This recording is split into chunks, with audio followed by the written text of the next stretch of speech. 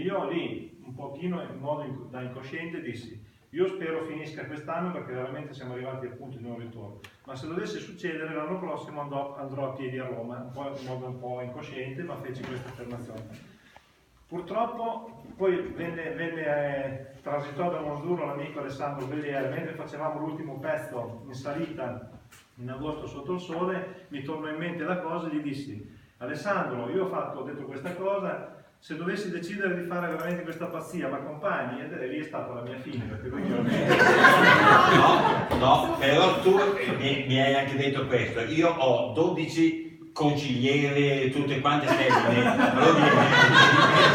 invece hai mentito sapendo di mentire.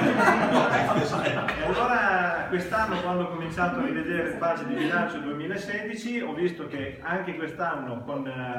senza muovere pozzi, quindi senza aggiungere spese, abbiamo già in partenza un saldo negativo di 180.000 euro da recuperare. Mi è tornato in mente la cosa che avevo promesso, ho detto o sono coerente